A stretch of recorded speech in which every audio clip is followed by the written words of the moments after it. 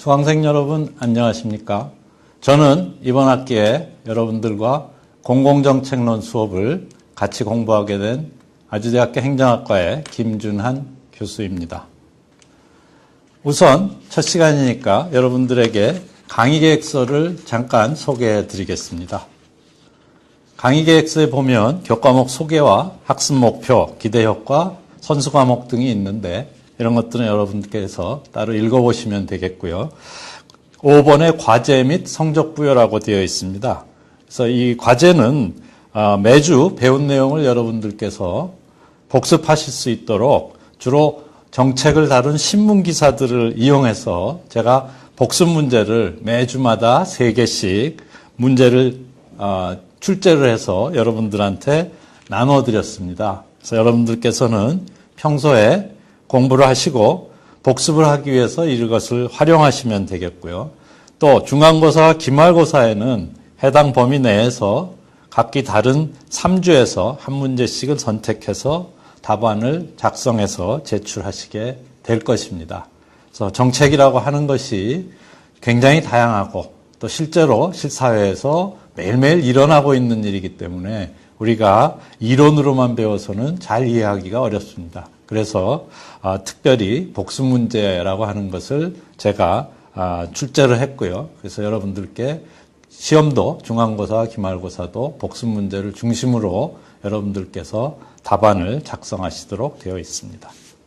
그 다음에 가면 6번의 교재 및 참고문헌이라고 되어 있는데요. 그래서 우선 제가 오늘 첫 시간이기 때문에 3가지 책을 가져왔습니다. 그래서 제일 위에 있는 책이 정정길 외 3인 해서 정책학 원론 되어 있는 책인데요. 이 책 굉장히 두껍습니다. 1000페이지 가까이 되는. 그래서 여러분들께서 제 강의 노트에도 정 몇 페이지 되어 있는 건 이 정정길 교수 외 몇 명이 쓴, 3명이 쓴 정책학 원론이라는 거를 기억해 주시면 되겠고요. 또 여러분들 강의 노트를 보다 보시면 남궁이라는 표시가 나옵니다. 그래서 이 남궁은 지금 서울산업대학교 총장을 하고 있는 남궁근 교수가 쓴 정책학이라는 책입니다. 그래서 이것도 역시 굉장히 두꺼운 책인데요. 그래서 여러분들이 책을 꼭 사실 필요는 없고요. 제 강의 노트를 봐서도 충분히 이해를 하실 수 있을 텐데 혹시 혼자서 공부가 필요하신 분들은 2권 중에 1권을 사셔서 공부를 하시면 되겠고요.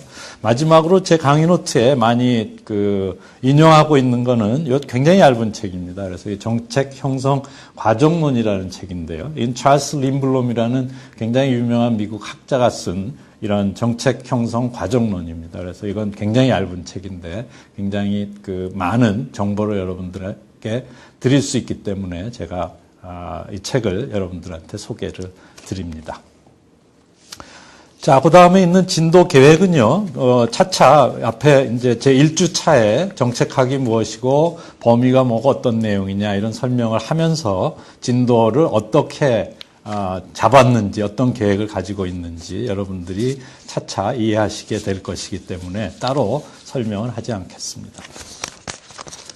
자, 그럼 오늘 첫 번째 시간인데요. 그래서 첫 번째 시간의 첫 차시, 1차 시의 제목은 정책의 정의입니다. 그래서 여러분들께서 다른 과목을 배우실 때도 첫 시간이면 의례 정의라는 걸 배우게 되시는데요. 그래서 정의라고 하는 것이 굉장히 학문을 연구하는 데 있어서는 필수 불가결한 일이다 하는 건 여러분들께서 아실 겁니다. 그래서 오늘 첫 차시에는 정책이라는 게 무엇인가를 정의하는 시간입니다. 자, 그래서 강의 노트 첫 페이지에 보시면요, 문제 제기라고 되어 있는데요. 이번 강의 노트의 그런 특징, 또 제가 강의하는 특징은 처음에 문제 제기라고 해서 상황을 한두 개, 두세 개, 이렇게 상황을 제시하고 여러분들께서 오늘 배울 내용에 대해서 미리 문제의식을 갖도록 제가 소개를 하는 것이 앞에 있고, 그 다음에 이제 주로 강의 내용을 설명을 해드리도록 하겠습니다. 자, 그래서 오늘 문제 제기의 상황 1은 여러분들의 소속은 왜 공공정책대학원 행정학 과정인가라고 하는 것입니다. 여러분들 들어보셨겠지만 여러분들이 소속하고 계신 거는 공공정책대학원인데 다른 대학에서는 행정대학원이라고 합니다. 그래서 서울대학하고 연세대학원은 행정대학원이 있고 고려대학에는 정책대학원이 있고 또 성균관대학은 국정관리대학원 이렇게 얘기하고 굉장히 다른 용어로 쓰고 있는데 그러면 공공정책대학원과 행정대학원은 어떻게 우리가 구분할 수 있는가? 여러분들 어떠세요? 구분할 수 있으세요? 그걸 구분해서 일부러 공공정책대학원에 오셨나요? 그런 건 아니시죠, 그죠? 그래서 대개 이제 국가가 하는 일에 관심이 있는 또 국가가 하는 일을 연구하는 것들을 정책 또는 행정이라고 하는데 우리가 구체적으로는 구분을 할 수 있겠지만 보통 혼용해서 쓰는 게 일반적인 상례인 것 같습니다. 그렇지만 오늘 이 시간에는 정책이 무엇인가에 대해서 정의를 하고 그걸 중심으로 행정하고 구분하는 그런 노력을 하겠습니다. 그래서 그와 관련해서 행정이란 건 도대체 무엇이냐 하는 것도 우리가 생각해 봐야 될 일이고요. 그럼 행정하고 정책은 도대체 어떻게 구분할 수 있는가라는 것도 역시 여러분들께서 한 번쯤 생각해 보시고 또 남들이 야, 자네 공공정책대학원 다니고 있는데 정책이란 게 행정하고 어떻게 다르냐라고 하면 여러분들께서 설명을 해 주실 수 있는 그런 정도의 지식을 오늘 얻으실 수 있을 것이라고 생각을 합니다. 두 번째 상황은 이번 학기에 지금 여러분들하고 저하고 같이 공부하는 과목이 공공정책론인데 소위 그럼 공공정책이란 건 도대체 무엇을 지칭하느냐 하는 거죠. 그래서 정책이란 말을 흔히 굉장히 많이 쓰시지만 정책이 무엇인가를 설명하려고 하면 굉장히 어려운 것이 사실입니다. 그래서 우선 제가 국어사전을 찾아봤습니다. 그래서 국어사전에 정책이 무엇인가 찾아봤더니 국어사전에는 정책이라고 하는 것은 정치적 목적을 실현하기 위한 방책이다 이렇게 되어 있습니다. 그러면 이 정치적 목적을 실현하기 위한 방책이라고 정의하면 여러분들께서는 정책이 무엇이다 딱 가슴에 와닿으세요? 머리에 와닿으세요? 다시 얘기하면 이 정의의 내용이 굉장히 분명한가요? 정치적 목적이 뭐죠?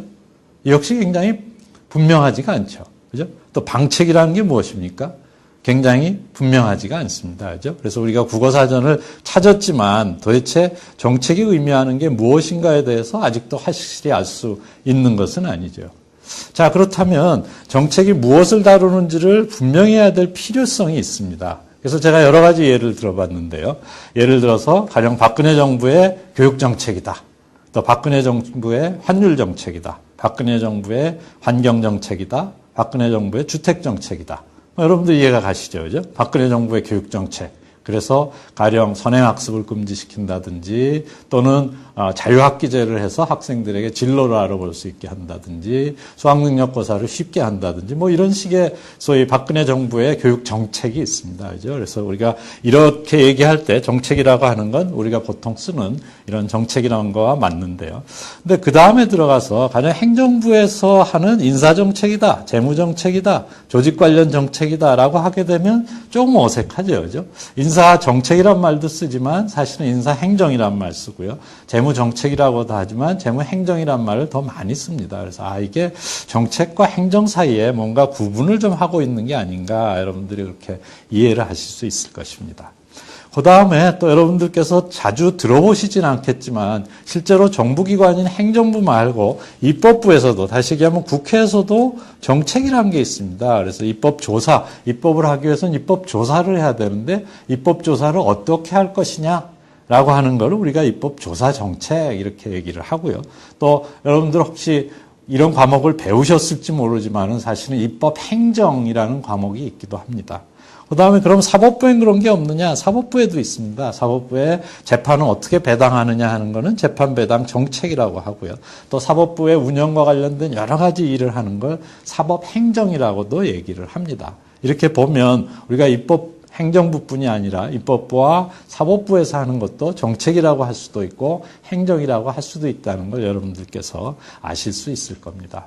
마지막으로는 우리가 큰 대기업에 작은 기업도 마찬가지지만 현대자동차나 삼성전자의 가격을 어떻게 정할 것이냐 가격 정책, 또 이들 회사에서는 채용을 어떻게 하느냐 채용 정책, 또 이들 회사의 판매는 어떻게 하냐 판매 정책, 이런 것도 다 뒤에 정책이란 말이 붙습니다. 그러면 이 정책하고 우리 처음에 얘기한 박근혜 정부의 주택 정책하고 같은 정책이냐 다른 정책이냐 이런 것들을 우리가 구분하기 위해서는 정책을 분명히 해야 될 필요가 있기 때문에 이번 시간에 여러분들과 함께 정책을 정의하고 이 정책을 정의한 걸 바탕으로 한 학기 동안 정책이 무엇인가를 설명하고 토의하고 하게 되겠습니다. 자, 그러면 우선 정책의 정의로 들어가기 전에 정의는 왜 하는가 도대체? 정의라는 걸 왜 하는가를 알아야 되는데, 그러면 다른 말로 하면 정의의 기능이 무엇인가, 또 정의의 실익이 무엇인가, 정의할 때 고려사항은 무엇인가, 이렇게 표현할 수가 있겠습니다. 예를 들면 정의라는 건 이런 겁니다. 여러분들이 친구분하고 앉아서 지나가는 어떤 사람을 보고 저 사람 멋있다 라고 했을 때 옆에 친구가 뭐가 멋있냐 저게 라고 하면 뭐가 문제죠? 그거는 바로 여러분하고 여러분 친구하고 멋있다라고 하는 개념, 멋있다라고 하는 단어의 뜻을 어떻게 쓰느냐가 다른 거겠죠. 그죠? 그 사람 멋있다? 뭐가 멋있냐라고 하는 거는 서로의 멋있다라고 표현할 때 그 멋있다가 의미하는 데 대해서 서로 다른 생각을 하기 때문에 그런 이견이 일어나는 것이거든요. 그래서 우리가 어떤 학문을 할 때는 항상 중요한 개념에 대해서 정의를 해서 이 중요한 개념에 대해서 서로 다른 생각을 하지 않도록 해야 될 필요가 있기 때문에 맨 처음에 정의를 배우는 것입니다.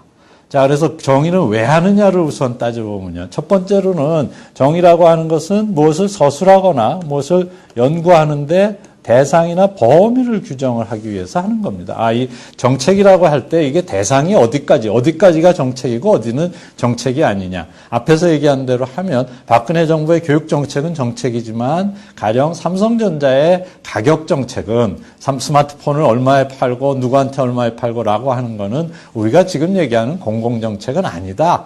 라고 하면 서술의 대상에서 제외가 되는 거죠. 그러기 위해서 정의를 하는 거다 하는 얘기죠. 예를 들어서 행정을 뭐라고 정의할 것이냐. 행정을 정부기관의 운영에 관한 것을 다루는 것. 정부기관을 어떻게 운영하느냐 하는 것이 행정이다. 라고 할 때하고 정부가 하는 일은 다 행정이다. 라고 할 때하고 정부의 행정이라고 하는 게 국가를 관리하는 것이다 라고 할 때는 범위가 각각 굉장히 다르죠. 그죠? 정부기관을 운영하는 게 굉장히 소위 작은 반면에 범위가 정부가 하는 일은 그보다 훨씬 넓고 국가를 관리하기 위해서는 정부가 하는 일뿐이 아니라 다른 사회 각 여러 소위 그 행위 주체들이 하는 일까지 다 포함하기 때문에 행정을 어떻게 정의하느냐에 따라서 행정이라고 하는 것을 서술하고 연구할 때 그 대상이나 범위가 어떻게 달라지느냐 하는 것들이 정해진다는 그런 말씀입니다.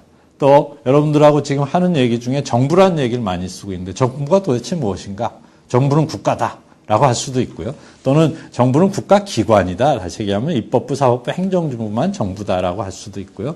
또는 박근혜 정부라고 할 때는 뭐 행정부라는 의미로 정부를 쓰기도 하고요. 정부가 무엇을 했다고 발표할 때 대부분 행정부의 얘기를 많이 쓰죠. 그죠? 신문에 보면. 국회가 뭘 한다 그러면 국회가라고 쓰지 정부라고 안 쓰죠. 그죠? 그 경우에는 정부를 입법부나 사법부를 뺀 행정부를 정부라고 한 거고요. 또는 좀 전에 얘기했듯이 박근혜 정부라고 할 때는 또 박근혜 내각, 캐비넷, 장관들을 비롯한 그런 고위 의사결정자 이런 사람을 가리켜서 정부라고 하기도 하거든요. 그래서 우리가 정부라고 하는 것도 언뜻 들으면 너무 쉬운 얘기이기는 하지만 정부가 뭘 의미하느냐에 대해서는 정의를 해야만 그 대상이나 범위가 규정이 되도록 되어 있습니다. 그래서 첫 번째는 서술이나 연구를 하는데 정의를 하는데 그것의 그 대상이나 범위를 규정하는 거고요. 두 번째는 정의를 하게 되면 다른 개념과 어떻게 차이가 있고 어떻게 비슷하고 무슨 관계이냐라는 걸 제시하게 됩니다. 여러분들도 자녀들이 있으시면 영재교육에 관심이 많으실 텐데요. 영재교육이라는 게 뭐죠? 영재는 뭐죠? 굉장히 어려운 얘기입니다. 정의하는 게. 그래서 영재교육진흥법이라는 데 보면 영재는 재능이 뛰어난 사람으로서 특별한 교육을 요하는 사람이다 라고 되어 있는데 분명한가요? 분명하지 않기 때문에 우리가 영재교육이 되느냐 안 되느냐 또는 뭐 영재교육 들어갈 자격은 뭐냐 영재를 어떻게 뽑느냐 이런 문제가 일어나는 거거든요. 그래서 영재라고 하는 것이 정의하기가 굉장히 어려운 개념이다. 또 어떻게 개념하느냐에 따라 굉장히 달라진다 하는 걸 의미하는 거고요. 그 다음에 벤처기업 여러분들 들어보셨을 텐데 벤처기업이라는 게 뭐죠? 사실은 그래서 우리나라의 벤처기업 육성에 관한 특별조치법에 보면 그 어느 법이나 1호에는 목적이고요. 2호는 대부분 정의라는 게 나옵니다. 그래서 어느 법이나 그 법에서 쓰는 용어들을 정의를 하는데요. 그래서 이 벤처기업 육성에 관한 특별조치법에도 보면 제2조에 보면 다음 각화 요건을 충족하는 기업이 벤처기업이다 이렇게 하고 있거든요. 근데 거기를 보게 되면 여러 가지 그 자격도 있고 하지만 애매한 부분이 많기 때문에 사실은 벤처가 아닌 벤처기업, 무늬만 벤처기업. 그래서 벤처기업 지원만 받고 실제로는 벤처 역할을 못하는 이런 기업들이 많이 생겼다는 기사를 여러분들도 보신 일이 있을 겁니다. 그래서 이런 우리가 개념 정의하는 건 다른 개념하고 무엇이 차이가 있고 무엇이 비슷하고 관계는 어떠냐 이런 걸 제시하는 의미가 있고요. 마지막으로는 개념 정의를 하는 거는 서술이나 연구를 할 때 관점이 뭐고 목표가 뭐고 방법이 뭐냐 이런 것들을 함축하게 됩니다. 여러분들 대표적으로 예를 들어서 임금이 뭡니까? 임금이 뭐죠? 우리가 사용자와 소위 근로자들이 항상 임금 협상을 하게 되면 대치를 하게 되는데 대치를 하는 이유가 뭐죠?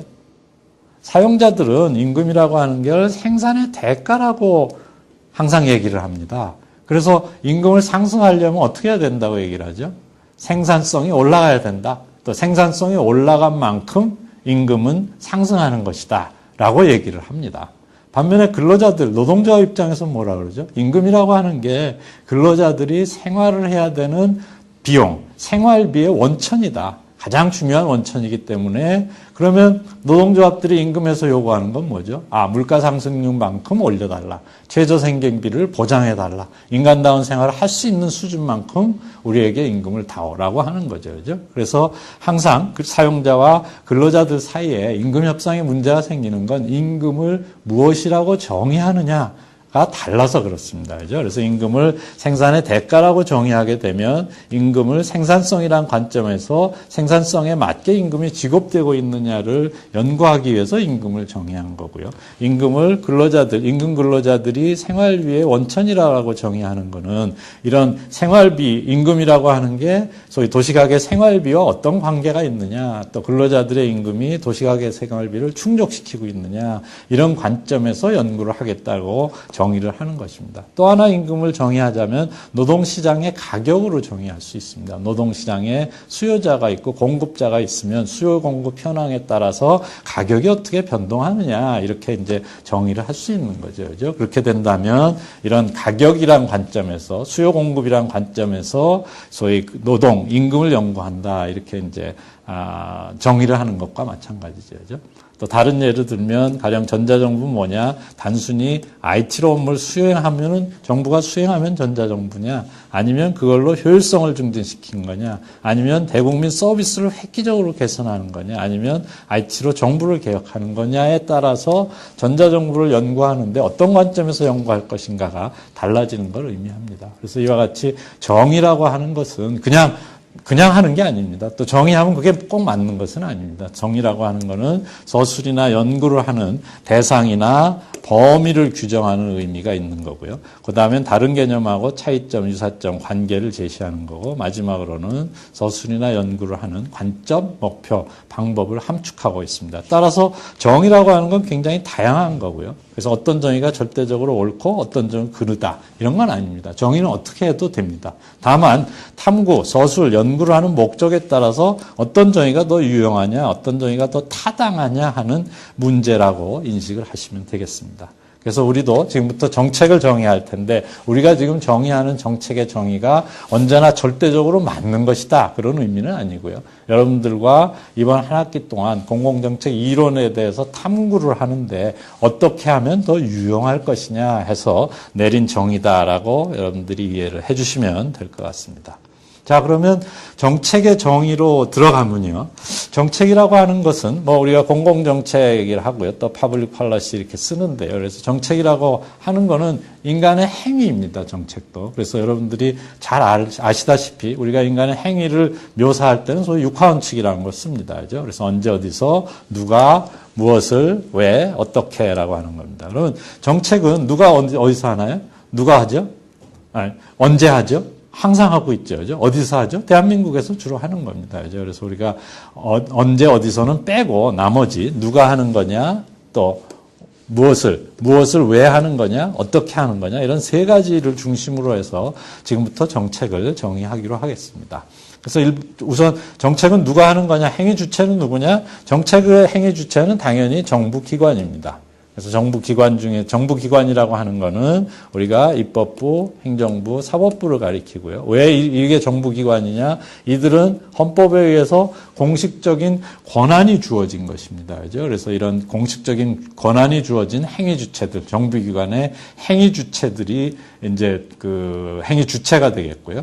그 다음에 이런 사람들이 혼자 하느냐? 그건 아닙니다. 그래서 민주주의 국가에서는 다양한 참여가 있어야 되는데, 그래서 국민들이 참여를 하고, 이익 집단이 참여를 하고, 정당이 참여를 하고, 언론이 참여하고, 그래서 우리가 정책이라고 하는 거, 공공정책이라고 하는 건 누가 하는 거냐? 정부기관이 하는 거다. 근데 혼자 하냐? 그런 게 아니라 다양한 참여 속에서 하는 것이다. 라고 하는 게 정책의 행위 주체를 정의한 내용입니다. 그래서 가령 사기업의 결정이 포함되지 않는 것, 앞에 말씀드린 대로 현대자동차의 가격정책, 삼성전자의 채용정책, 이런 건 우리가 이번 학기에 다루는 공공정책에는 포함시키지 않는 이유는 행위 주체가 정부가 아니라 사기업이기 때문에 그런 거고요. 또 다양한 참여가 있지는 않죠. 그래서 이와 같이 우리가 지금 그 대상으로 하는 공공정책과는 차이가 나기 때문에 이런 삼성전자의 가격정책, 삼성전자의 인력정책, 고용정책은 우리가 이번 학기에 배우는 정책의 대상이 아니다. 이렇게 얘기를 하고,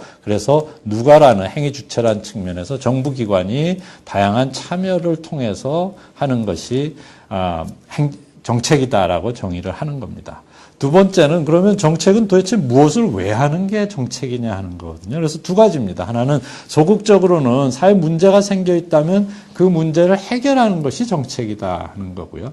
근데 문제는 생기지 않았지만 앞으로 보다 나은 사회를 건설하기 위해서 적극적으로는 그래서 하는 것이다 하는 거죠. 그래서 행위 대상으로서 사회 문제, 지금 뭔가 문제가 생겨 있다면 그거를 해결하는 거고요.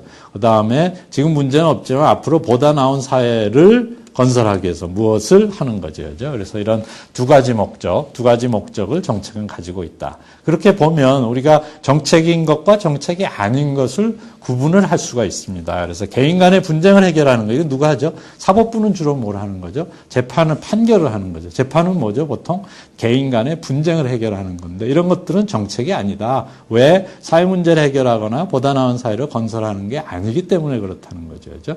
그러면 사법부에서 하긴 하지만 어떤 판결을 통해 가지고 일조권의 원칙을 수립한다면 이거는 정책의 의미가 있다. 그래서 일조권을 둘러싸고 일어나는 갈등, 사회 문제를 해결하기 때문에 그렇다는 거죠. 그래서 우리가 사법부가 하는 것은 정책이다 아니다라고 얘기하는 게 아니라 무엇을 왜 하느냐에 따라서 구분을 하는 거다 하는 거죠.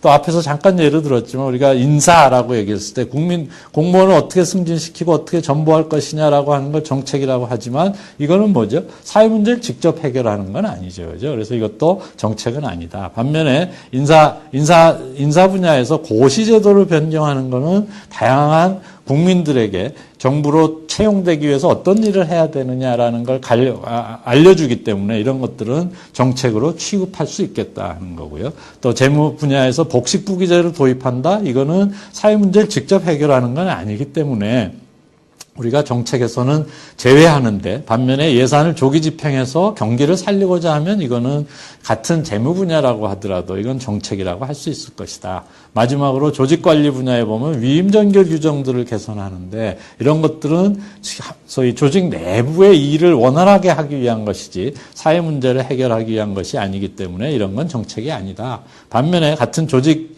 관련한 정책이라도 행정부처의 조직을 개편하는 것은 각 이해 당사자, 국민들이 자기의 어려움을 위해서 누굴 찾아가야 되느냐 이런 것과 관련이 되기 때문에 이거는 정책이라고 해도 되겠다 하는 얘기입니다. 그죠? 그래서 이와 같이 정책은 무엇을 왜 하느냐에서 사회 문제를 해결하거나 보다 나은 사회를 건설하려고 하는 그런 행위 대상, 또 행위 목표를 가진 것이다 하는 거고요. 마지막으로 정책은 어떻게 하는 것이냐, 즉 행위 내용과 방법은 뭐냐. 일단 정책이라고 하는 건 계략적 방향이 있어야 되고 사회 문제를 해결하는 계략적 방향, 보다 나은 사회를 건설하는 계략적 방향이 있어야 되고 그런 방향을 도달할 수 있는 구체적 수단이 있어야 되는 거죠. 그래서 그런 것들을 뭘 어떻게 하느냐, 결정해서요. 이런 거 하겠다. 이런 걸 알리는 겁니다. 알리는 건 공표, 실행을 하는 의지가 있는 거죠. 그래서 실행하는 것이다 하는 거죠. 박근혜 정부 초기부터 창조경제라고 하는데 이게 방향은 뭐 우리가 그렇다 치더라도 이게 도대체 구체적 수단이 있는 것이냐라는 의미에서 우리가 이게 정책이냐 아니냐에 대한 논란이 있을 수 있는 거. 하나의 선언일 수는 있지만 구체적인 수단이 있지 않으면 정책으로 보기는 어렵다 하는 거고요. 비슷하게 정부 3.0이라는 게 있고 또 경제민주화라고 하는 것도 박근혜 대통령이 그 후보 시절부터 상당히 선언적으로 얘기는 하지만 구체적 수단들이 없다라고 하면 이건 정책으로 보기 어렵다 하는 거고요. 우리가 청년 실업이라고 하는 게 지난 10년 가까이 문제가 되고 있는데 정부에서 계속 뭔가 내놓고는 있지만 분명한 대책이 있는 것 같지는 않다 하는 얘기. 그러면 우리가 정책으로 볼 수 없다. 이와 같이 정책이라고 하는 건 계략적인 방향, 구체적 수단을 결정해서 공표하고 그거를 실행하는 걸 정책이라고 한다는 겁니다. 자, 그래서 요약하자면 정책은 정부기관이 다양한 참여를 통해 가지고 소극적으로 보면 사회 문제를 해결하거나 또는 지금 문제가 없더라도 보다 나은 사회를 건설하기 위해서 계략적인 방향과 구체적인 수단을 결정해서 알리고 실행하는 것, 이런 걸 정책이라고 하겠고요. 또 앞으로 여러분들하고 한 학기 동안 얘기할 정책은 바로 이런 내용의 것들이 정책이다라고 하는 걸 여러분들이 이해하시고 한 학기 동안 정책론을 공부하시면 좋을 것 같습니다. 자, 그러면 정책이라고 하는 게 현실 사회에는 어떻게 나타나느냐 하는 거죠. 그죠? 자, 그러면 우리 지금 이 시간에 배우는 또 앞에서 얘기한 대로 정책이라고 하는 게 이름표가 다 정책이라고 붙었느냐. 그러면 굉장히 편하겠는데 죄송하게도 그렇지는 않습니다. 우리 소위 법치주의 국가에서 가장 중요한 정책은 어디 있죠? 항상 법률을 통해서 정책이라는 게 구현이 됩니다. 그래서 우리는 제일 중요한 정책들은 다 법률을 개정을 해야 되고 법률을 제정을 해야 되는 겁니다. 그죠? 그럼 법률을 제정하면 그 법률에 따라 법률을 어떻게 시행할 것이냐, 시행령이라는 게 생기고요. 그래서 법률과 명령, 이게 중앙정부의 중요한 정책이라면 지방자치단체에 가면 똑같은 성격의 것이 조례와 규칙인 거죠. 그죠? 자, 그러면 법률, 명령, 조례, 규칙이 가장 중요한 정책인데 그것만 쓰이느냐? 그렇지가 않습니다. 그래서 여러분들 우리 정부 기관의 여러 가지 문서를 보면 훈령, 예규, 지침, 고시, 공고, 기준, 규정, 내규, 시행규칙 여러 가지 소위 이름이 붙어 있거든요. 근데 그것들이 우리 앞에서 얘기한 정의에 맞다면 그거는 정책인 것입니다. 그죠? 이름은 정책이라고 붙어 있지 않았지만. 그래서 사실은 정책론의 범위가 굉장히 다양하고 넓은 것입니다. 또 우리가 가령 주택 분야를 예를 들자면 그것 외에도 실제로 주택 정책 이렇게 얘기를 하는 경우도 있고요. 그렇지 않고 주택 종합 계획, 서민주택 공급 방안, 주택시장 안정 종합 대책, 주택 청약 제도, 공공임대주택 사업, 88 조치 이와 같이 다양한 이름으로 정책을 표현을 합니다. 그래서 우리가 정책론이라고 하는 것이 대상이 뭐냐? 그래서 꼭 뒤가 정책이라고 붙은 것이냐? 그런 게 아니라 우리 앞에서 얘기한 그 정의에 합당한 것인데 그 이름은 굉장히 다양하다를 알아두시고요. 마지막으로 정책이라고 하는 건 우리가 아까 맨 앞에 개념 정의를 하게 되면 다른 개념하고 어떻게 차이가 있고 비슷하냐를 구분할 수 있다 그랬는데 제가 맨 처음에 문제 제기를 했듯이 그럼 행정이라고 하는 것과 정책이라고 하는 것을 정책을 정의했으니까 어떻게 구분할 수 있느냐 하는 거죠. 자, 그래서 구분을 해보면 우리가 행정에는 정부기관을 관리한다고 하는 협의의 행정이라는 개념이 있습니다. 그래서 행정학을 혹시 배우신 분은 아시겠지만 전통적인 행정학의 3대 분야 하게 되면 인사행정, 재무행정, 조직론 얘기를 하거든요. 근데 이 인사행정, 재무행정, 조직론은 뭐죠? 정부 기관 내에 인사행정은 사람, 재무행정은 돈, 조직론은 의사결정 체제, 그죠? 업무 분담 체제, 업무 조정 체제 이런 걸 가리키는 거거든요. 그래서 이거는 이 전통적인 행정학, 소위 협의회 행정학이라고 하는 정부 기관이 운영하기 위해서 하는 일들 이런 거를 행정이라고 한다라고 하는 얘기죠. 이건 협의회 행정이죠. 그다음에 정책은 우리가 얘기했듯이 정부 기관을 운영하는 게 아니라 사회에 있는 문제를 해결하고 더 좋은 사회를 만들기 위해서 정부가 무슨 일을 하는 걸 정책이라고 한다. 그럼 두 개는 구분이 되죠. 그죠? 협의회 행정과 정책은. 근데 그런 걸 합해서 우리가 광의의 행정이라고 하고 그래서 행정이 국가 관리다라고 하는 거는 정책과 정부 기관의 관리 즉 정책과 협의의 행정이 포함되어 있는 것입니다. 그죠? 그래서 여러분들 이제는 제가 앞에 문제 제기를 했듯이 정책이라고 하는 거는 학과 행정이라고 하는 걸 구분하실 수 있겠죠. 그죠? 그래서 정책은 사회 문제를 해결하기 위해서 정부가 하는 것이고 행정이라고 하는 건 협의로 얘기하면 정부 기관의 운영을 위해서 정부 기관을 관리하는 것이고 광의 행정은 그 정부 기관을 관리하면서 사회 문제를 해결하는 걸 포함하는 것이다. 이렇게 정의를 하는 걸로 구분을 하시면 될 것 같습니다. 어떠세요? 이제까지 알고 계신 것보다 조금은 분명해졌나요? 그러면 다행입니다.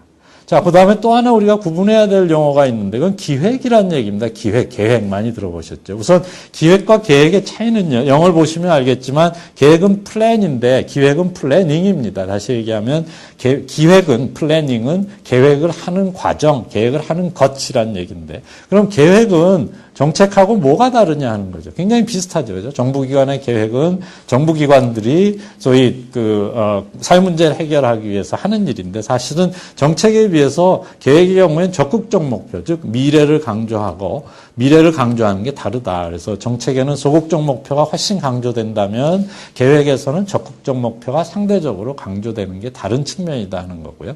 그다음에 또 하나 계획을 구분할 수 있는 건 내용이나 방법 측면에서 계획에서는 항상 시간이 굉장히 중요하고 시간을 명시적으로 나타낸다. 그래서 여러분들도 계획을 세우면 언제까지 뭘 하고 몇 시까지 뭘 하고 이렇게 하죠. 그죠? 그래서 계획이라고 하는 건 정책하고 비슷하지만 정책에 비해서는 적극적 목표를 강조하고 내용과 방법에서는 시간을 중요시하고 명시적으로 나타낸다. 그래서 우리가 주택 정책과 주택 종합 계획의 경우에 주택 종합 계획은 뭔가 시간 얘기를 하고 미래 얘기를 많이 한다는 거고요. 인사행정과 공무원 인력 운영 계획은 앞으로 어떻게 하겠다. 적극적 목표와 시간을 강조하고 시간을 명시적으로 나타내서 그런 계획을 짜는 것이 다르다. 이렇게 이해를 하시면 되겠습니다. 자, 그러면 우리가 정책의 개념 정의를 통해서 흔히 자주 쓰는 행정이라는 용어 또 계획이라는 용어하고 여러분들이 정책을 구분하실 수 있으면 이번 시간에 배운 정책의 정의가 제대로 여러분들에게 전달된 것으로 생각할 수 있을 것 같습니다. 자, 오늘 1차 시간은 이것으로 마치기로 하겠습니다.